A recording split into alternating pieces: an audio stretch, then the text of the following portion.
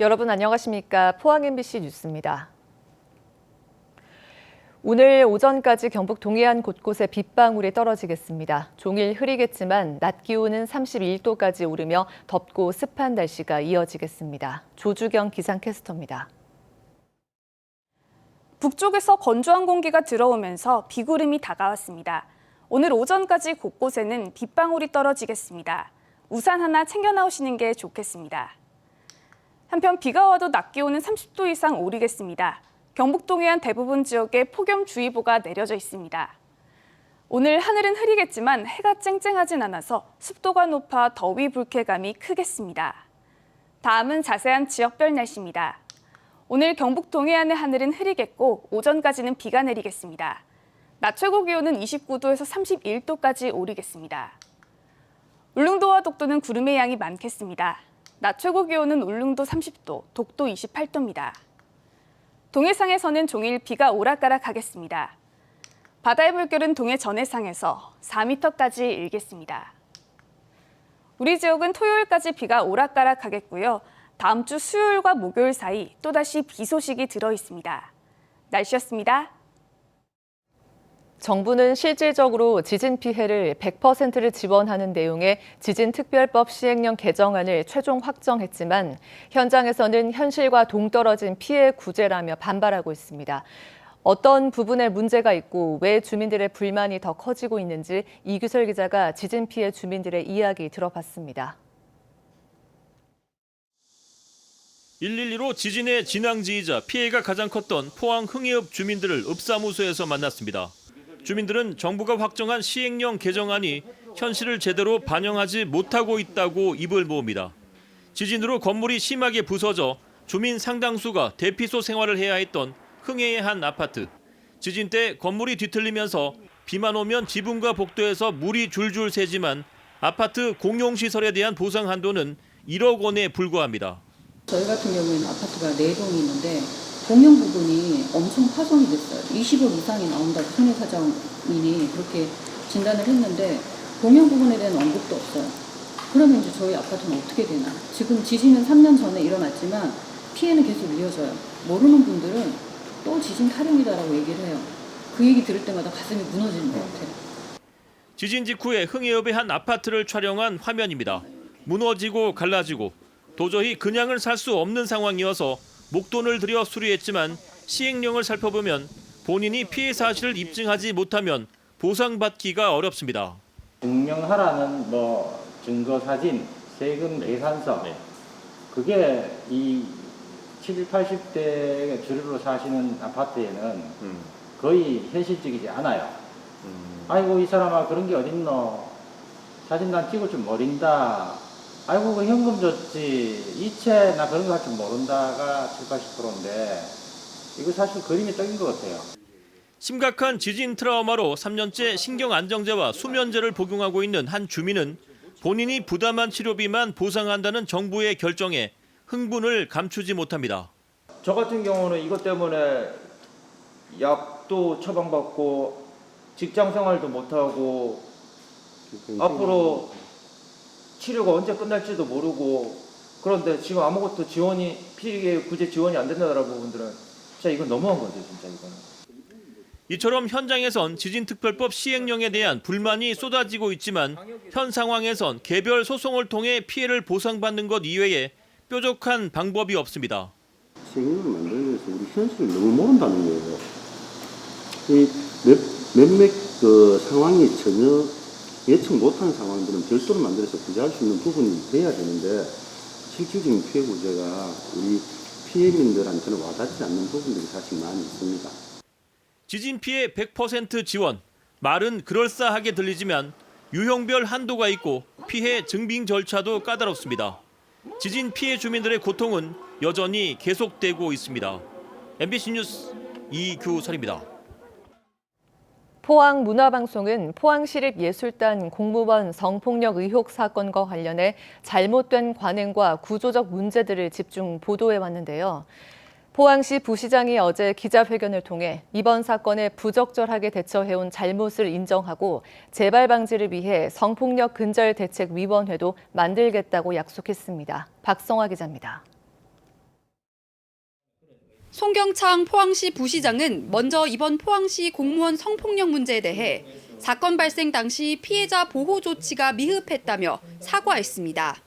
인지 즉시 피해자에 대한 보호 조치가 미흡했던 점에 대해서는 다시 한번 사과의 말씀을 드리면서 성희롱 성폭력을 뿌리 뽑기 위한 재발 방지 대책도 제시했습니다.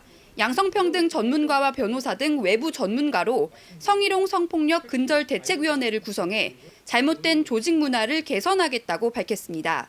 또 1차 가해자는 물론 2차 가해 관련자도 강도 높게 징계하겠다고 밝혔습니다. 사건을 은폐하거나 피해자에게 불이익 조치에 해당하는 추가 피해자가 발생할 경우 관련자도 행위자에 준하여 징계하겠습니다. 이번 성폭력 사건과 관련해서도 담당 과장의 대처가 부적절했고 2차 가해 논란도 있는 만큼 철저하게 조사하겠다고 밝혔습니다. 그 당시에 어떤 시기에 그렇게 넘어갔는지 1년 전의 일이니까 한번 저희들이 재발 방지를 위해서도 1차적으로 조사할 의미는 있다고 생각합니다. 여성단체는 포항시의 변화된 태도에 대해서는 긍정적으로 평가했지만 앞으로 보여주기식 대책에 그쳐서는 안 된다며 이번 사건부터 철저하게 조사해야 한다고 주장했습니다. 근데 무관용에 대한 원칙이 꼭 이제 그게 지켜져야 되는 거고 결과물로 보여줘야 되는 거지. 그냥 뭐 구호로만 이렇게 얘기하면은 대책만 하고 끝나버리잖아요. 뒤늦게나마 포항시가 성폭력 문제 근절 의지를 보인 만큼 실질적인 제도 개선으로 이어질 수 있을지 주목됩니다. MBC 뉴스 박성아입니다. 2016년 11월부터 무려 4년째 미분양 관리 지역으로 선정된 경주의 아파트 가격 하락세가 둔화되고 있습니다. 계절적으로 여름은 주택 거래 비수기임에도 최근 거래량이 늘었는데요. 경주시는 신규 아파트 허가를 억제하는 등 공급 조절 방침을 이어가기로 했습니다. 김기영 기자입니다. 경주시 용강동 1204가구의 이 아파트는 2년 전 분양 당시 분양률이 9%에 그쳤습니다.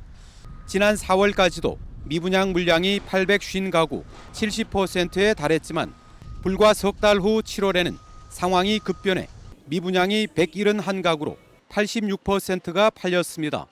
경주시 전체 미분양 가구도 현재 7개 단지 862가구로 지난해 말 1697가구에 비해서는 절반이나 줄었습니다.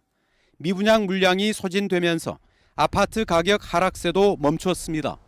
한국은행 포항본부의 최근 자료인 6월 경북 동해안 실물 경제 동향 중 경주의 부동산 가격 변동률을 보면 아파트 매매 가격은 지난해 연평균 마이너스 11%에서 올 들어 지속적으로 감소해 6월에는 마이너스 1.1%까지 떨어졌습니다. 지역 부동산은 이른바 풍선 효과로 인해서 투자 수요가 오히려 지역 부동산에 집중되어 있다는 분석이 있습니다. 따라서 포항 및 경주 지역의 신축 아파트를 중심으로 매진 수요가 늘어나면서 가격 회복을 위해 경주시도 지난해부터 아파트 허가 억제 정책을 펴고 있습니다. 다만 이미 사업 승인을 받은 용황지구 등 5개 단지 2,331가구는 제외됩니다. 미분양이 어느 정도 해소가 되고 주택 경기가 활성화될 때까지 개별 택지, 그러니까 기반 시설이 부족한 지역에 대해서는 법이 허용하는 범위 내에서 최대한 제한할 그런 방침입니다. 신규 아파트에 대한 수요층 형성과 수도권 규제 정책의 풍선 효과로 경주가 지진의 후유증에서 서서히 벗어나고 있습니다. MBC 뉴스 김기영입니다.